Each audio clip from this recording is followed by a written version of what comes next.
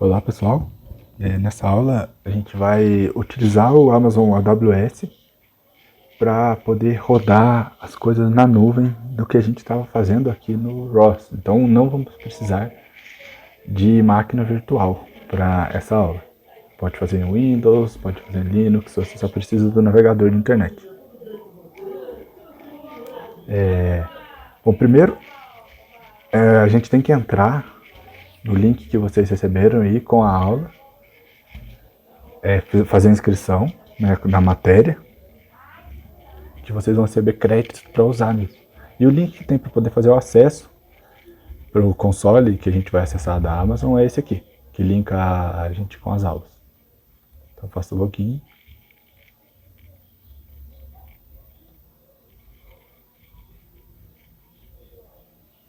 Aqui a gente vai ter nossas aulas, em My Classes.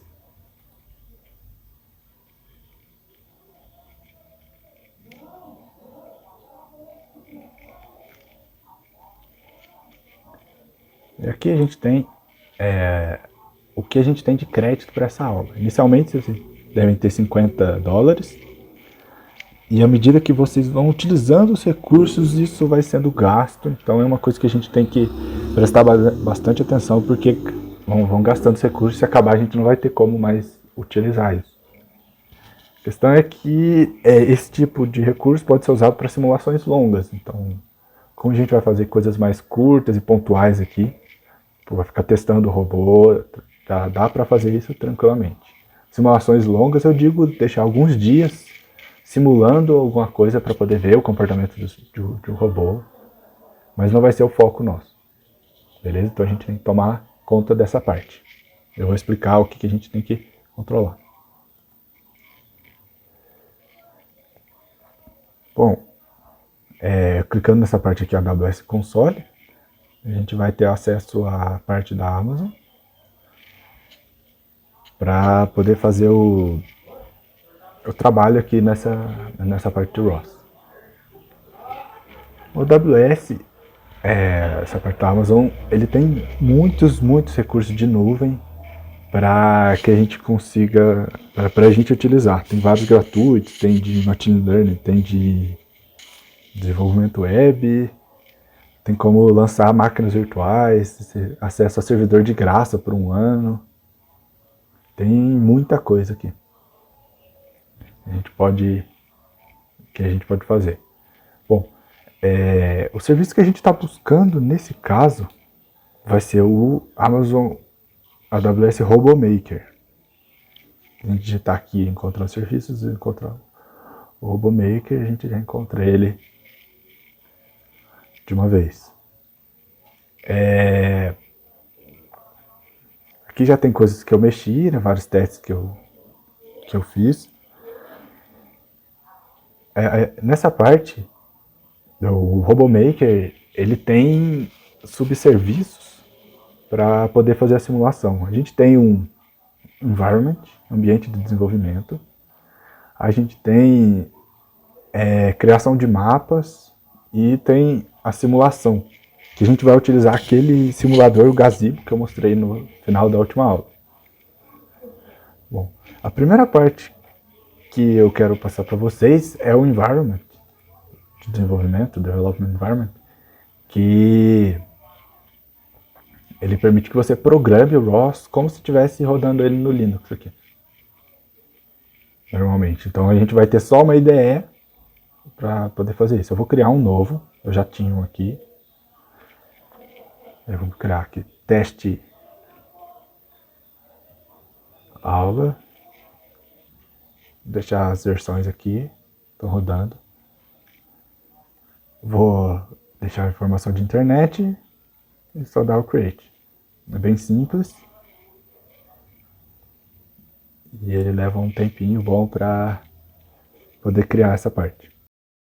Bom pessoal, aqui a gente tem o nosso environment criado para programação. Se a gente voltar aqui, agora a gente tem, clicar no Desktop Environment, Develop Environment, que foi criado, e clicar aqui a gente vai abrir o que já está aqui. Então ele está rodando uma máquina virtual dentro do servidor da Amazon. O RoboMaker, então, ele vai dar essa ferramenta para a gente e ele já tem pré-instalado o ROS aqui dentro para que a gente consiga fazer tudo. A gente pode dar o ROS Core aqui, ó. Aqui embaixo são os terminais que a gente vai ter. A gente pode dar um ROS Core.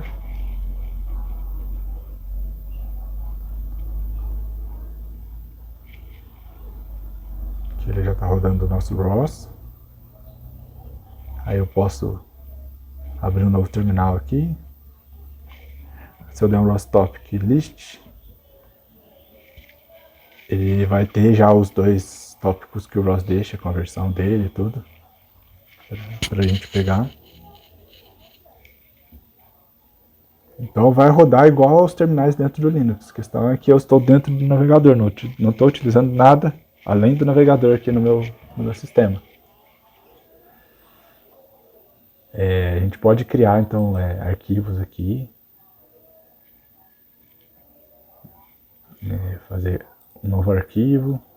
Vou chamar ele de teste1.py. Que vai ser Python.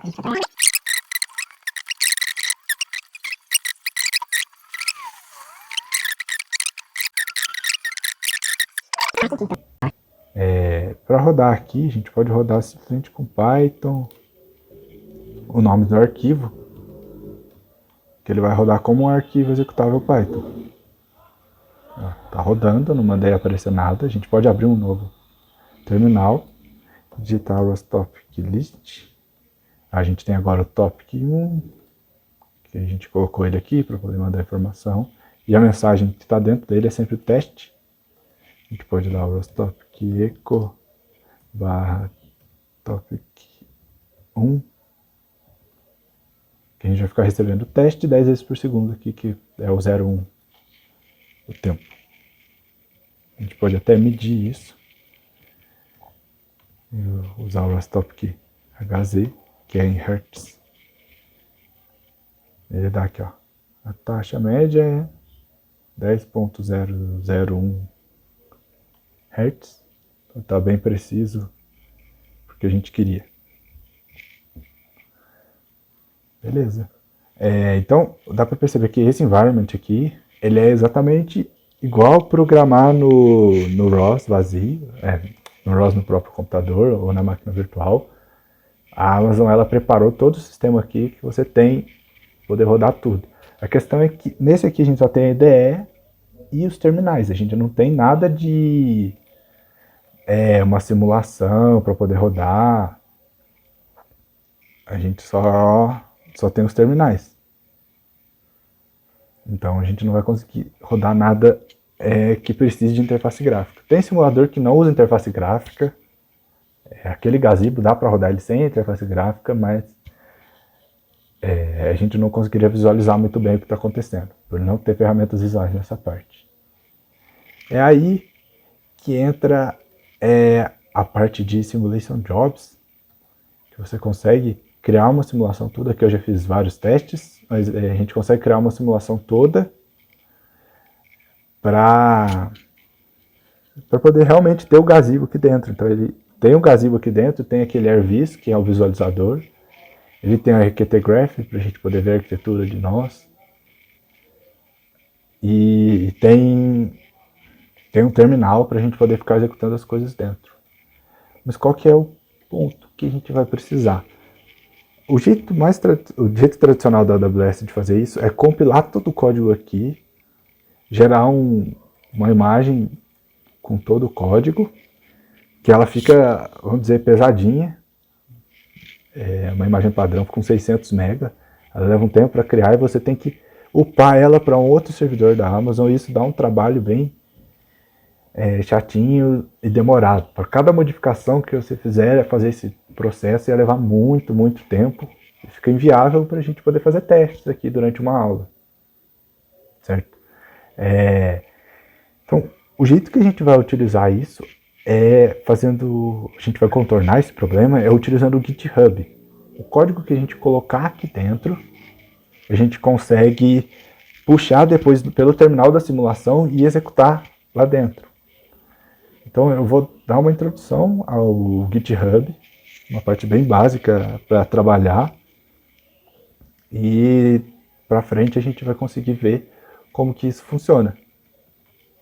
Bom, para poder puxar essa parte do GitHub, eu vou lá no GitHub.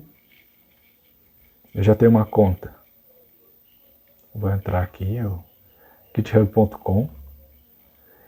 E a gente pode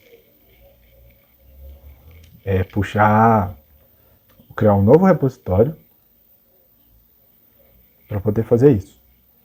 Vou criar um repositório aqui, teste aula, ele vai ser público, vou adicionar um readme só para ter o arquivinho lá e vou criar o repositório. Bem simples, vocês precisam criar uma conta no GitHub, logicamente, para poder ter essa parte. E esse repositório, a gente vai sincronizar então o código dele com o que está no nosso Amazon AWS. O GitHub, para quem não conhece, é ferramenta de versionamento de código, de arquivos. Ele permite cada modificação que você fizer, você logar e ele mantém todo o histórico. E você consegue baixar, criar vertentes diferentes do seu código para depois fazer fusão. Você pode trabalhar em partes experimentais, juntar, comparar. É uma ferramenta bem completa e ela tem muita coisa que eu não sei mexer. Eu não sei mexer em muita parte dela ainda, mas ela ajuda muito a gente em versionamento de arquivos. Para quem não conhece, eu recomendo até ir mais fundo do que a gente vai aqui na aula. Bom, então como que a gente vai puxar? A gente criou o repositório aqui, nós criamos e vamos puxar esse repositório para lá, para dentro do nosso environment. Então eu vou copiar aqui, ó. Eu só clico aqui para ele copiar. E a gente vem aqui, vou abrir um terminal aqui. Essa parte, deixa eu ver se tem um Git instalado. Aí ele tem o Git, que é isso que a gente vai usar. Então a gente vai usar Git clone e o link que estava lá. Então apertei aqui. Ó, ele clonou o teste aula aqui, com o meu repositório lá. Como está público, ele não pede nada. Então o teste aula só tem o arquivo readme lá dentro, que estava vazio. Que é esse arquivinho aqui, o readme, e tudo que ele tem dentro é esse teste aula. O arquivo bruto significa em raw. A única parte que a gente tem é esse teste aula, que é esse texto. Se a gente olhar aqui, é exatamente isso que a gente tem aqui. Então a modificação que a gente fizer aqui, a gente consegue linkar com o GitHub e depois puxar na simulação. É um trabalhinho, vamos dizer, um pouquinho chato, que a gente vai ter que mandar para o GitHub toda vez, mas é muito melhor do que o processo normal, que seria compilar tudo isso aqui. Primeiro eu vou ver esse teste aqui para dentro, esse teste 1, só que logicamente ele não vai ser movido para o GitHub. Deixa eu voltar a página. Aqui o repositório nosso, ele não tem, faz 3 minutos que eu criei, ele não tem essa parte ainda. Como que a gente adiciona as coisas no GitHub? Os comandos que a gente vai precisar, principalmente, são git push, git pull, git add e git commit. Vão ser coisas bem simples. Então, para adicionar esse arquivo, você deve imaginar, é o git add. E eu vou adicionar o arquivo. Só que primeiro eu preciso, na verdade, entrar na pasta que eu clonei, porque a parte do git está lá dentro. Então, dei cd teste aula, que é o repositório. Agora eu dou git add e esse arquivo teste1. Ele adicionou aqui. Posso dar um comando git states, que ele mostra o que eu adicionei. Eu adicionei, estou no branch principal aqui, e o que mudanças para fazer o commit, que é o envio como falo, do código para lá, é meio que um ponto de salvamento, o commit. Eu acho que eu não sei nem a tradução da palavra, mas é isso. E aqui é o novo arquivo que eu adicionei. Agora eu posso fazer esse commit. Então eu vou fazer o git commit -m, que é a mensagem. Então lá é arquivo inicial. Então eu joguei. Esse git commit, ele fez o quê? Ele pegou todos os arquivos que eu tinha dado git add e salvou para que eu consiga mandar isso para o servidor. Então, por enquanto está local. Eu só adicionei o teste.py. Dei o commit, que é para poder salvar em um commit. Cada commit gera um código. Esse commit vai salvar esse commit que eu gerei, as mudanças de arquivos, nos arquivos que eu adicionei. E aí eu posso dar esse aqui, ó, git push origin. Origem é, vamos dizer, é o repositório que está aqui, é o código que está aqui, salvo aqui, e vou mandar para o master, que é o meu repositório principal. Falando bem simplificado, mas é isso basicamente que a gente vai fazer.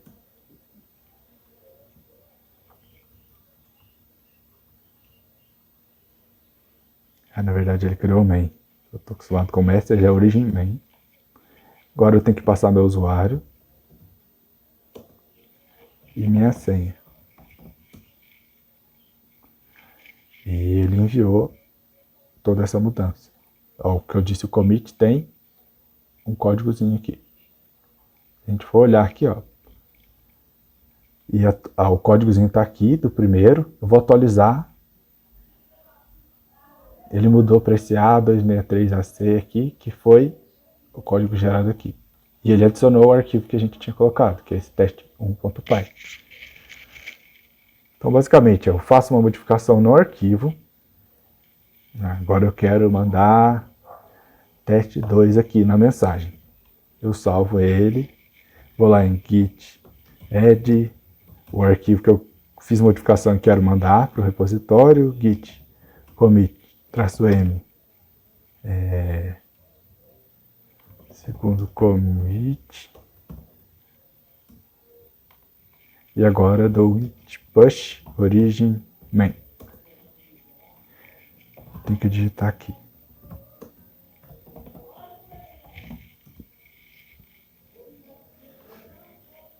Beleza, o meu código tá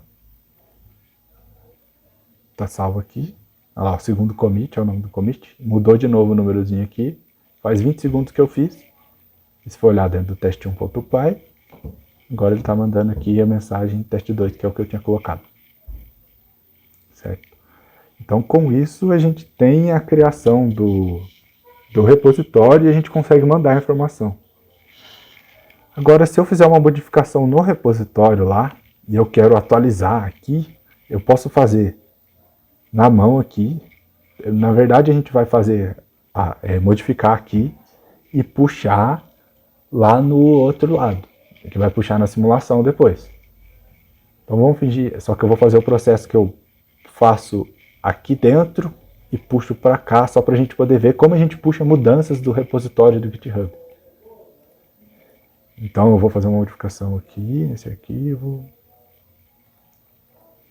Sem criatividade, eu vou colocar teste 3. E vou lá. Adicionei, fiz mais um commit para isso. Só que eu fiz aqui na mão. Vocês podem, claro, programar aqui, mas eu recomendo a IDE porque vocês conseguem testar aqui dentro.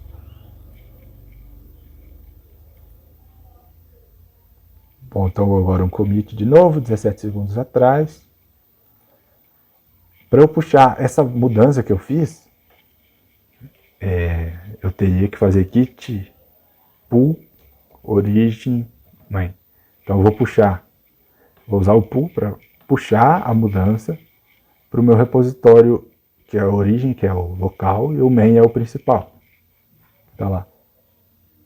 Pronto, ele puxou de uma vez. Ó. Mas a única coisa que modificou foi aqui, ó. Na hora que eu atualizei, ele já mudou. Vou lá mudar de novo. Fazer o teste. A gente modifica, põe teste 4. salva. Agora a gente faz o mesmo comando aqui. A gente tem o teste 3 ali, já mudou para teste 4 na hora. Então é isso que a gente vai fazer com a simulação. Só estou dando uma ideia de como utilizar o Git. Como eu disse, ele tem muita ferramenta. Você consegue ver cada uma das mudanças que você fez e retornar para elas. Eu usei vários commits aqui, git commit. Então o Git, o GitHub, ele mantém o log disso. Então eu posso dar git logs. Aqui ele vai me mostrar, ó. Deixa eu puxar para cima os commits que eu fiz. Commit inicial, depois arquivo inicial, segundo commit, update teste, porque esses aqui eu fiz no GitHub e não pus nenhuma mensagem. Então ele ficou com isso.